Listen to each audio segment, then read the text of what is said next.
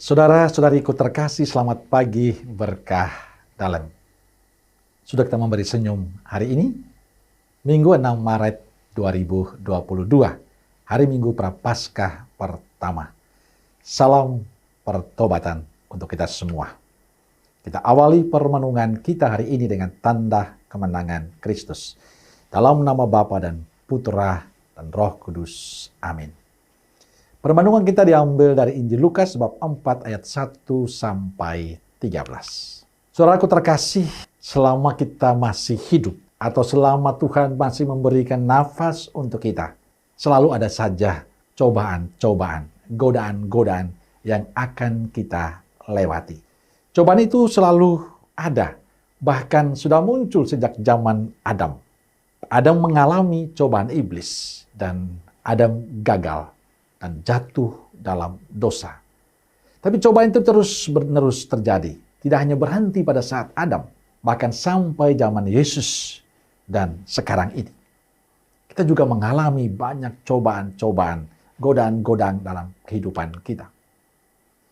Injil hari ini bercerita tentang kisah Yesus yang dicobai iblis setelah Yesus menjalani puasa 40 hari.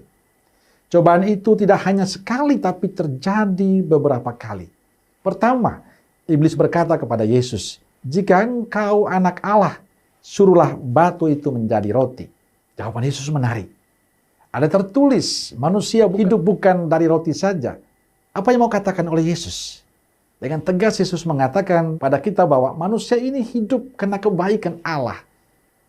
Allah yang memelihara dan memenuhi semua kebutuhan hidup manusia.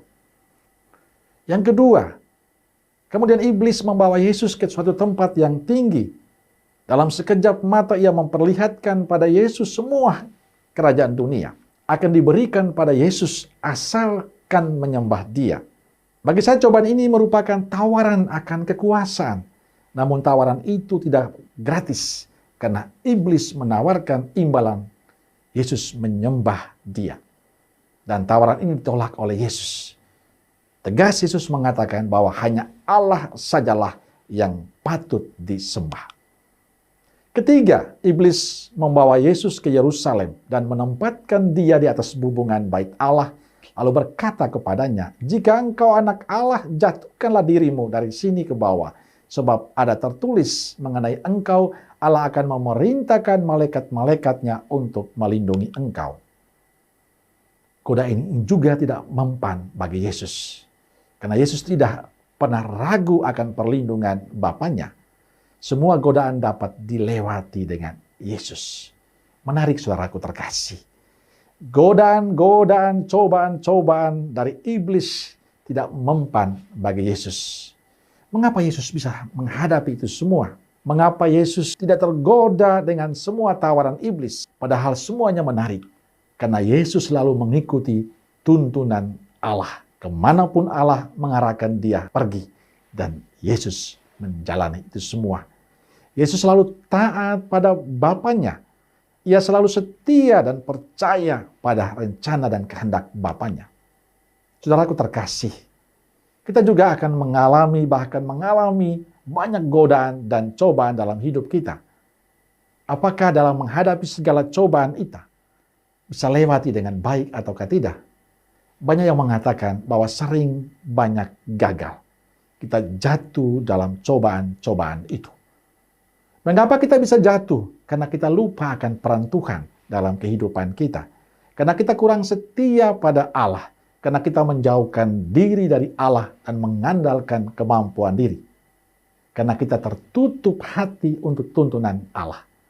Karena kita kurang percaya pada penyertaan Allah dalam kehidupan kita.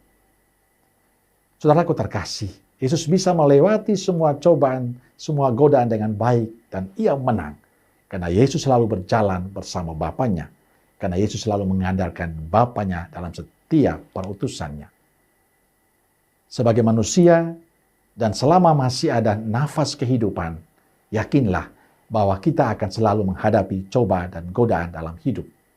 Kita manusia yang rapuh. Hanya dua kemungkinan terjadi.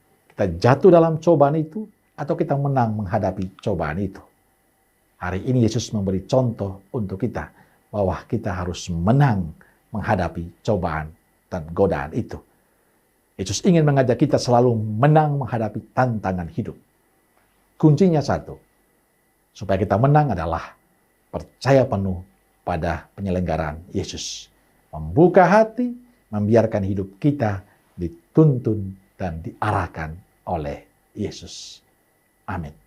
Semoga Allah yang Maha Kasih memberkati saudaraku sekalian, Bapa, Putra, dan Roh Kudus. Amin. Keluarga Kudus Nazaret, doakanlah kami. Amin. Berkah dalam.